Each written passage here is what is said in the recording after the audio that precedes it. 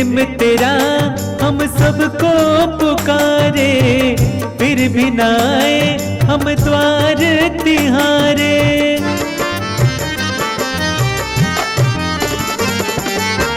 प्रेम तेरा हम सबको पुकारे, फिर भी ना आए हम द्वार तिहारे। बात तेरी ना माने ओ प्रभु जी, तेरी महिमा न जाने न जाने, तेरी महिमा न जाने।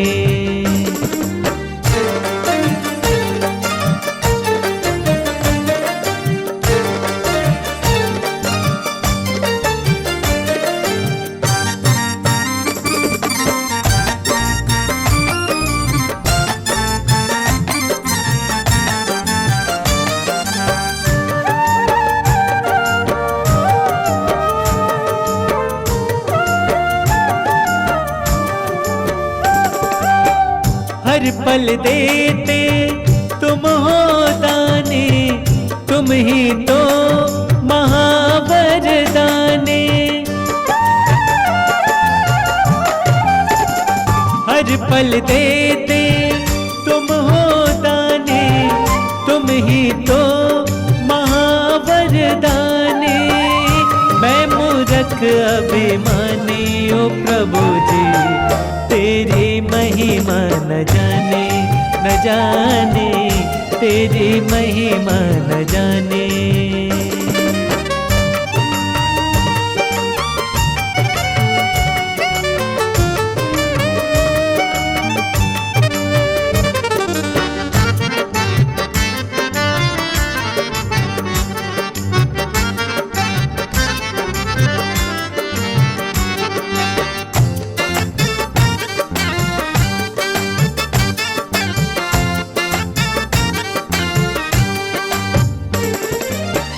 दृष्टि दया हर पल ही बनाए, महिमा तेरी मुझे समझ न आए।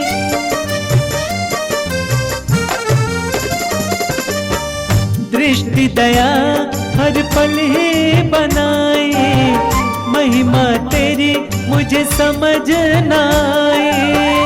मैं हूँ बड़ा ज्ञानी ओ प्रभु जी, तेरी महिमा न जाने न जाने, तेरी महिमा न जाने।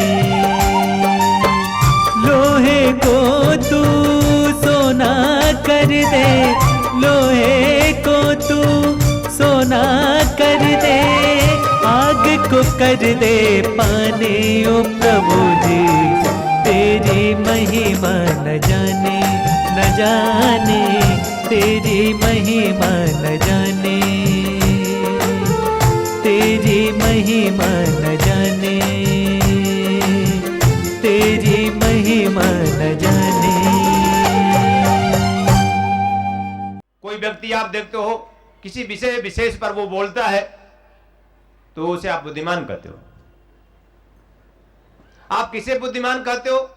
जो आपसे श्रेष्ठ होता है। जहां आप अपने आप को बौना समझते हो तो आप मान लेते हो कि वो आपसे बुद्धिमान, तो उसे आप कहते हो बुद्धिमान हो।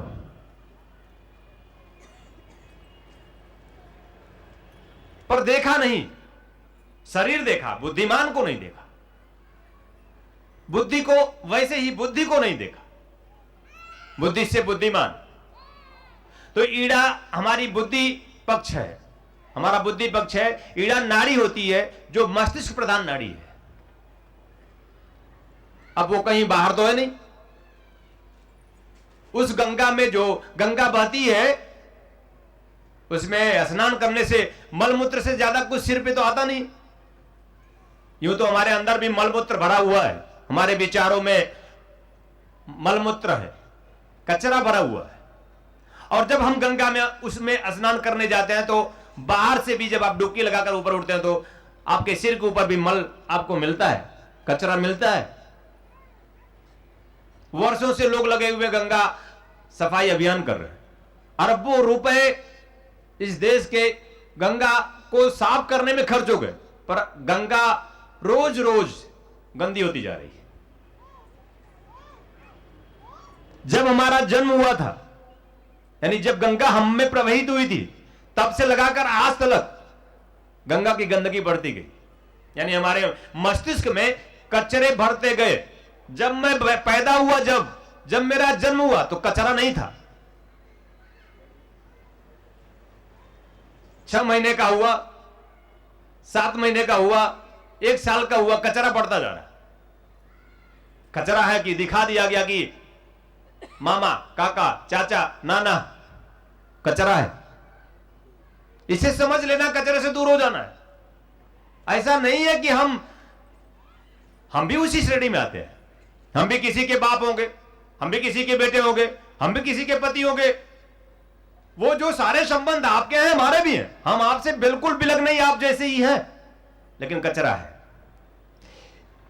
यह अनुभूति कर लेना कि सचमुच जब मैं पैदा हुआ था तो बिल्कुल गंगा था, मुझे कुछ भी नहीं पता था, केवल अपना होना था। धीरे धीरे धीरे धीरे धीरे धीरे मेरे अंदर कचरा भरता गया। यानी बुद्धि हमारी प्रगाढ़ होती भरती गई, बुद्धि में कचरा भरता गया। फिर सारे संबंध जुटे, बड़ा हो गया, 15 साल 25 साल के हो जाते हैं, विवाह हो जाता है, और कचरा आया। ससुर जी हैं, सासू जी हैं, अच्छा ये आपकी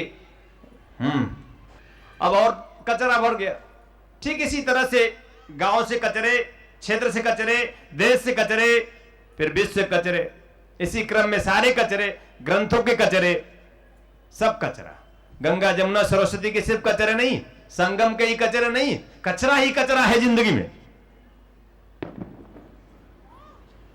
जैसे जैसे हम बूढ़े होते जाएंगे कचरे बढ़ते जाएंगे, जीवन के दुख बढ़ते जाएंगे, जीवन के द्वंद्व बढ़ते जाएंगे, जीवन के ओछापन और न्यूनताएं बढ़ती जाएंगी। कभी साफ नहीं हो सकता, चाहे जितना ही स्नान कर लो।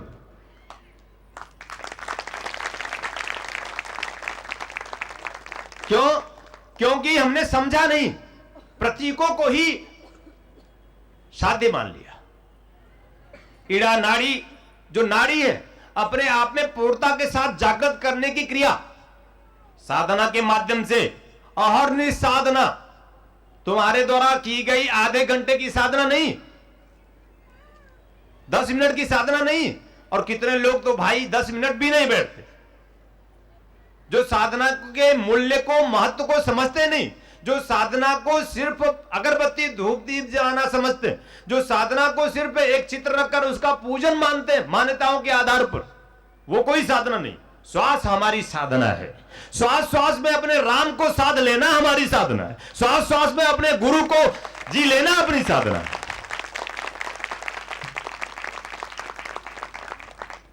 तो साधना के माध्यम से, श्वास के माध्यम से गुरु द्वारा ईड़ा नाड़ी जागृत करने की प्रक्रियाओं को आत्मसात करके ईड़ा को जागृत करने की कोशिश करने की क्रिया, अहर्निश कोशिश, अहर्निश कोशिश। कुछ भी छोड़ने की बात मैं नहीं कर रहा हूं, मैं कुछ विशिष्ट चिंतन देते हुए कुछ विशिष्ट प्रक्रियाओं को तुम्हें प्रदान कर रहा हूं कि ईड़ा नाड़ी को कैसे जागृत कर सकते हैं। ऐसी कोई विशेष विधि, कोई विशेष मंत्र, कोई विशेष साधना, कैसे मैं गंगा में स्नान कर सकता हूं बिना ईड़ा के जागृत करने के पहले आप गंगा स्नान नहीं कर सकते। तो गुरु द्वारा ऐसी उच्च कोटि की दीक्षा और साधना मंत्र आत्मसात करके ईड़ा नाड़ी को जागृत करने की प्रक्रिया। एक गंगा, फिर आता है पिंगला, जो भाव पक्ष की प्रधान नाड़ी है। भाव मतलब कि आप ही मेरे भगवान हो। कुछ लोग नहीं मानते तो हंसते हुए नजर आते हैं, व्यंग करते हुए नजर आते हैं, पागल है।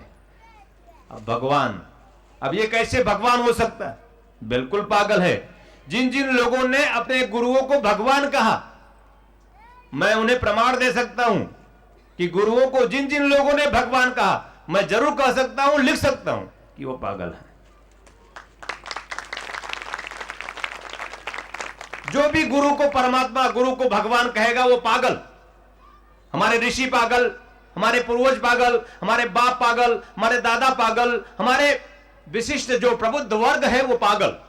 क्योंकि उन्होंने लिखा है गुरुर ब्रह्मा गुरुर विष्णु गुरुर्देव महेश्वर। ब्रह्मा को ही भगवान कहते हैं, विष्णु को ही भगवान कहते हैं, शिव को ही भगवान कहते हैं। पागल, समझदार आप हो। कचरा है इसलिए समझदार हो। कचरा भर गया है, कचरे को साफ करने की प्रक्रिया है साधना। साधना मैंने कहा और निस्साधना, अन्यथा तुम बदले नहीं हो। तुम जैसे थे अभी भी वैसे हो, क्योंकि असंग स्थिति नहीं बनी, निर्लेप की स्थिति नहीं बनी। जब तक तुम वैसे ही बने रहोगे जैसे थे, जब तक कि तुम ये समझ नहीं लेते कि ये कचरा है, इससे भी लग रहना है, दूर जा नहीं सकते। जहां जाओगे कचरा साथ होगा।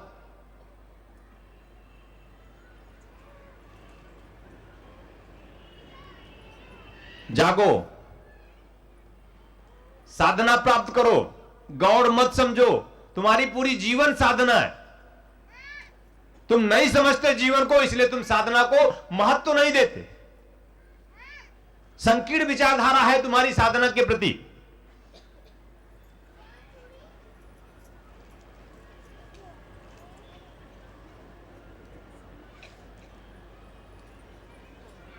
पिंगला को जगाओ। जो हृदय में नाड़ी खुलती है वो पिंगला नाड़ी होती है। भाव पक्ष पूरी तरह से जागृत होता है। इष्ट के प्रति, गुरु के प्रति, माता के प्रति, पिता के प्रति नम्र भावना होना, भावगत हो जाना, आदर सम्मान झलकने लगता है। दिखाने के लिए नहीं होता, होता ही है, वो है ही। जितने भी सद्गुण हैं सब अंदर भरे पड़े हैं, उघाड़ना है उन्हें। कैसे उघाड़ोगे? कचरे को हटा दो, कचरे को साफ करोगे वो उघड़ जाएगा। भाव पक्ष को जागृत करो। पिंगला नाड़ी को गुरु के माध्यम से साधना प्राप्त कर जागृत करने की प्रक्रिया, श्वास श्वास में ऐसी उच्च कोटि की साधना प्राप्त करना और अपने हृदय पक्ष को जागृत करना। यमुना में स्नान करना है, कहीं जाना तो नहीं पड़ा। हमारे शरीर की संरचना हमारे प्रभु ने, कहें तो दिखाई देते हुए हमारे माता ने, हमारे पिता ने, दिखाई देते हुए हमारे प्रभु, दिखाई देते हुए हमारे भगवान। और हम भी किसी के माता पिता हैं, हम भी दिखाई दे रहे हैं। दिखाई देते हुए भगवान, हमसे जो उद्भूत होगा दिखाई देता हुआ भगवान होगा।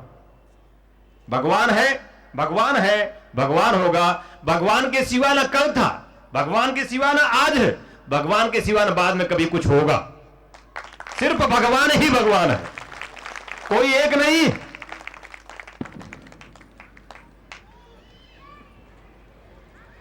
किसी ने देखा आज तक भगवान को?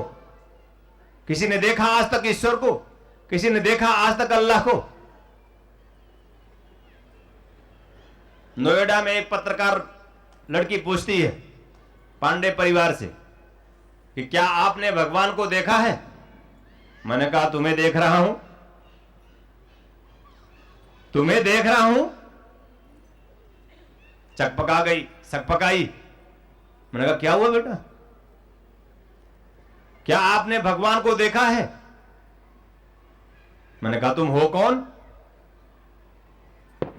ये सब सारे प्रश्न तुम्हें ही, अगर जीवन में पूर्णता प्राप्त करनी है, जीवन में सचमुच द्वंद्वों से परे हो जाना है, तो पड़ोसी के पास नहीं देखना है, पड़ोस में नहीं झांकना है। किसी मंदिर, किसी मस्जिद, किसी गिरजाघर, गुरुद्वारे में नहीं झांकना है। एक मंदिर है मेरा, एक मस्जिद है मेरा, एक गिरजाघर है मेरा, मैं मुझ में ही बसता हूं, मुझ में ही झांकना शुरू करो। जीवन का गुरु, जीवन का शिव, जीवन का आनंद, जीवन की मस्ती, जीवन का निर्द्वंद, जीवन की निश्चलता, जीवन की निर्लिप्तता, ये सब आपको प्राप्त हो जाएगी।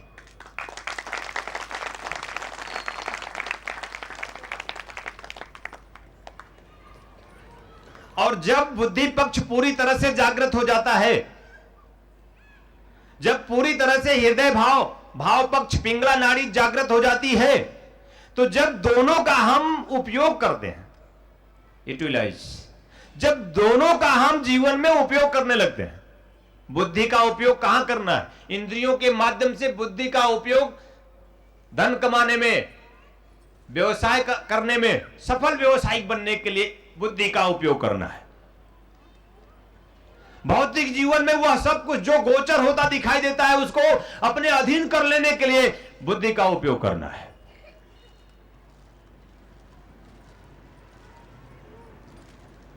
पूर्णता के साथ भौतिक जीवन में तृप्त और संतुष्ट हो जाने के लिए बुद्धि का उपयोग। भौतिक जीवन में जो भी भौतिक जीवन हो वो सब नेस है, जरूरी है, क्योंकि वो साधन है, क्योंकि वो सहायक है।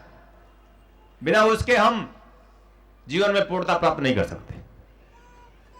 हम इस बात में विश्वास वैसे ही नहीं रखते जैसे तुम इस बात में विश्वास नहीं रखते कि गुरु ब्रह्मा गुरु विष्णु गुरुदेव महेश्वर। हम इस बात में विश्वास नहीं रखते, शायद तुम भी नहीं रखते होगे, कि बिना धन के, बिना यश के, बिना मान के, बिना प्रतिष्ठा के इस जीवन की कोई परिकल्पना नहीं हो सकती। कोई ऐसा व्यक्ति संसार में नहीं है जिसको यह नहीं चाहिए। वो अलग बात है कि मिले या ना मिले।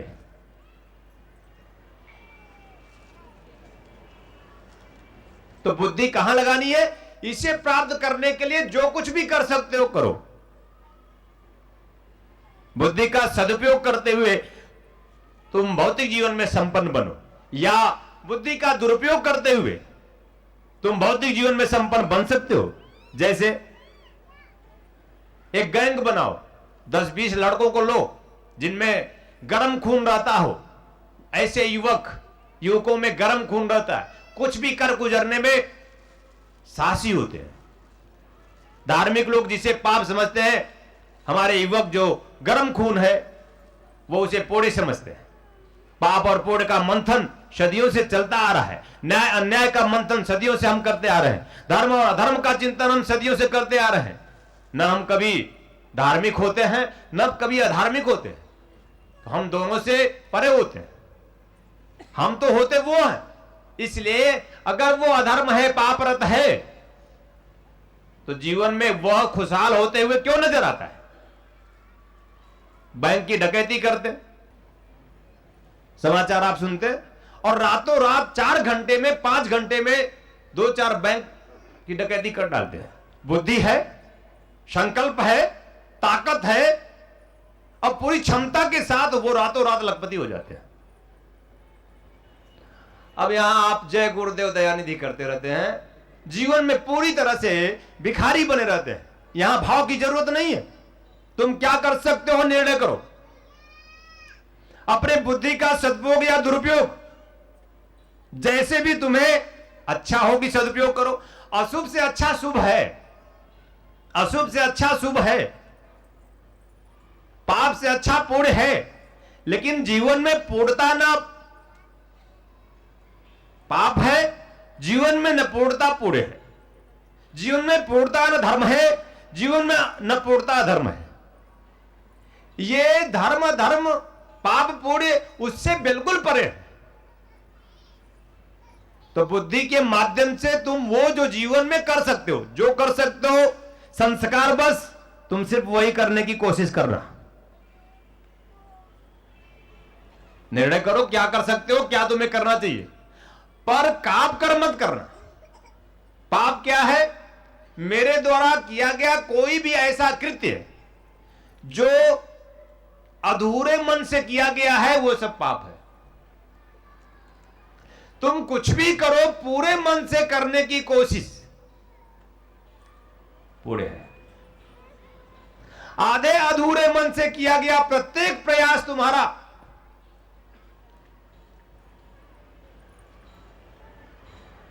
पाप है, और आधे अधूरे मन से किया गया प्रत्येक प्रयास तुम्हारा तुम्हें अधूरा रखता है, अभावग्रस्त रखता है, दुखी रखता है। पूरे मन से करो।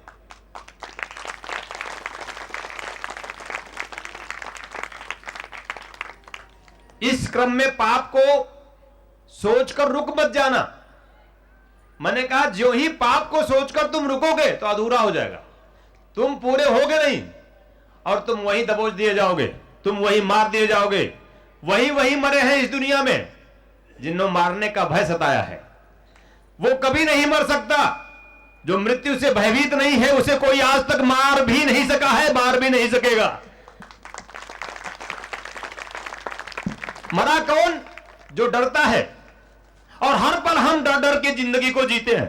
क्या होगा, कैसे होगा, जीवन में यह हमें प्राप्त होगा कि नहीं होगा? मरा है, नहीं होगा। आशंकित मन से तुम कर्मरत हो, दिखते हो तुम कर्म करते हुए, लेकिन तुम सुखी नहीं हो। क्यों? क्योंकि आशंकित मन से अधूरा कृत्य किए जा रहे हो। पूरा मन पूरी तरह से लगा नहीं, पर पूरी तरह से मनोयोग से, पूर्ण मनोयोग से तुम कोई भी कृत्य जो तुम कर सकते हो वही तुम्हारे जीवन में पूर्ण है, वही तुम्हारे जीवन में पूर्णता भी देगा। बोल परम पूज्य गुरुदेव की, बोल परम पूज्य गुरुदेव की, बोल परम पूज्य गुरुदेव की। जागो, होश में आ जाओ। इन सब कचरों से थोड़ा सा अलग हटकर सोचो। बुद्धि के माध्यम से जीवन में संपन्न बनने की तुम सब कोशिश करो। मैं तुम्हारा उसमें सहयोगी हूं, मैं तुम्हारा उसमें बल हूं, और आज मैं तुम्हें बल ही प्रदान कर रहा हूं कि जागो, बुद्धि का सदुपयोग करने की कोशिश करो। बहुत जरूरी है बुद्धि का सदुपयोग। समाज की नजर में बुद्धि का दुरुपयोग हो सकता है। किसी की नजर में जो तुम कार्य करते हो वो दुरुपयोग लगे कि अपने बुद्धि का दुरुपयोग कर करके ऐसा हथिया लिया।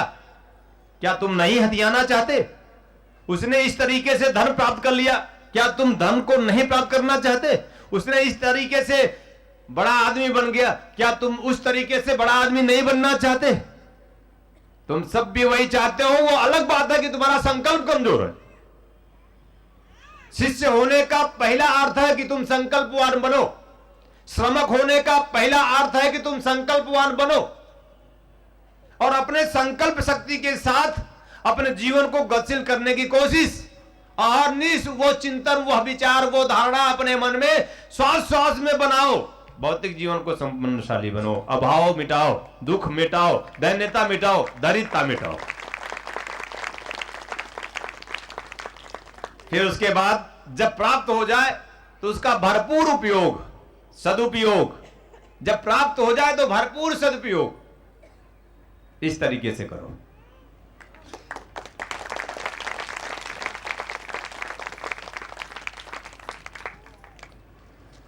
भाव को जागृत करो। कुछ करो माता के लिए, कुछ करो पिता के लिए, जो उनकी जरूरत हो समझने की कोशिश करें। जो भी परिवार की जरूरत हो समझने की कोशिश करें। जो भी जरूरत हो उनके लिए कोशिश करें। पास पड़ोस में कोशिश करें, गांव क्षेत्र में कोशिश करें, पूरे देश में ऐसे जीवित जागृत चेतना को पैदा करने की कोशिश करें। उठो, जागो, कर गुजरने की चाहत रखो, संकल्प शक्ति साध लो। वीर तुम बढ़े चलो, धीर तुम बढ़े चलो। वीरता के साथ, धीरता के साथ, कि हमें जीवन में पूर्णता हम प्राप्त कर लेंगे, क्योंकि हमारा गुरु हमारे पीछे खड़ा हुआ है। मैं जीवन में कभी हार मानूंगा नहीं। मैं वो भौतिक जीवन में जो सब पराकाष्ठाएं छू लूंगा, और साथ में माता पिता का चरण भी श्वास श्वास में रोज छूते रहेंगे। ऐसे भाव, हर बड़ों के प्रति एक विनम्र भाव, विनम्र भाव रख करके किसी भी विषय पे लड़ाई भी हो सकती है, विभेद भी हो सकता है। वैचारिक मतभेद स्वाभाविक है। विचार विचार है, विचारों से जीवन का कोई लेना देना नहीं। पर हमारा जीवन जो है वही आपका जीवन है। जो मेरे जीवन में है, जिससे मेरा जीवन गतिशील हो रहा है, वही आपके जीवन में है। उसके माध्यम से ही आपका जीवन गतिशील हो रहा है। दोनों में इतनी समानता है। जो इस घट में, जो इस घड़े में जल भरा है, वही उस घड़े में भी जल भरा है। इतनी समानता है। देखना है, घड़े को फोड़ दो, घड़े को फोड़ो। घड़े को जिस दिन फोड़ोगे उसी दिन जल जल नहीं समाना। जल जल में मिलता हुआ नजर आएगा, दिखाई देगा, तुम्हें दिखाई देने लगेगा, तुम्हारा ज्ञान चक्षु जागृत होने लगेगा।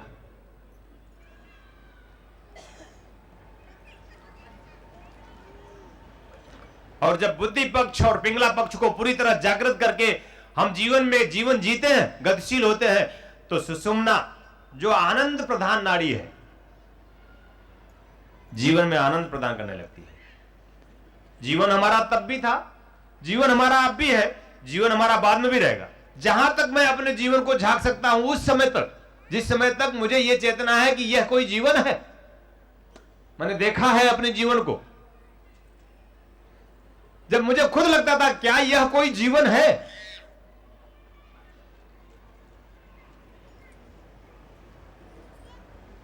जब मैं कभी चटरू था, और जब मैं कभी व्यास जी बना, और जब मैं कभी स्वामी जी बना, और जब मैं कभी गुरु जी बना, इन सारे जीवन को अगर झांके तो जो चटरू में था उस समय, वही व्यास जी में था, वही स्वामी जी में था, और वही गुरु जी में जो तब था आज भी वही है। कोई फर्क नहीं है उसमें। यह केवल सामाजिक नाम है। सामाजिक उपयोगिता के लिए ऐसे नाम लिए जाते हैं। जो कमलेश्वरानंद में है, वो जो पहले था वो आज भी है, बाद में भी रहेगा। उसका कोई नाम नहीं है, कोई रूप नहीं है। वहां तक की यात्रा तुम्हें करनी पड़ेगी, और जब तक तुम वहां तक की यात्रा नहीं करोगे अपने जीवन में खुद, एनआरसी तुम्हें करना है कि यात्रा हुई कि नहीं हुई, तब तक तुम्हें जीवन में आनंद प्राप्त नहीं होगा।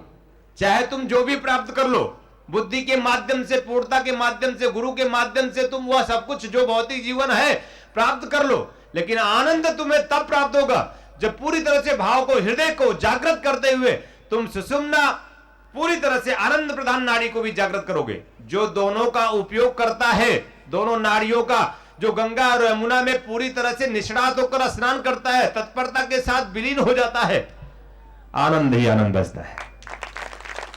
ध्यान योग की निर्मल धारा जन जन के हृदय में प्रवाहित करने वाले ब्रह्म स्वरूप स्वामी श्री कमलेश्वरानंद जी की चेतना का साक्षात्कार ब्रह्मवाणी, एक ऐसी रचना जिसका अवतरण स्वयं हुआ है और जिसकी साक्षी बनने का सौभाग्य मिला पूज्य गुरुदेव की परम प्रिय शिष्या सुश्री नम्रता कमलिनी को। भावना और भक्ति का अनंत प्रवाह है ब्रह्मवाणी। तप और ज्ञान का अमृत कोश है ब्रह्मवाणी। प्रेम और समर्पण का साकार स्वरूप है ब्रह्मवाणी। आस्था और विश्वास का अनन्य मार्ग है ब्रह्मवाणी। आइए हम सभी ब्रह्मवाणी को जीवन में उतारकर अपनी आत्मा को परमात्मा से एकाकार करें। फिर न जय होगी न पराजय, न हर्ष होगा न विषाद, न सुख होगा न दुख, न लोक होगा न परलोक होगा, होगा तो सिर्फ प्रेम और परम आनंद। ब्रह्मवाणी पुस्तक के रूप में प्रकाशित है।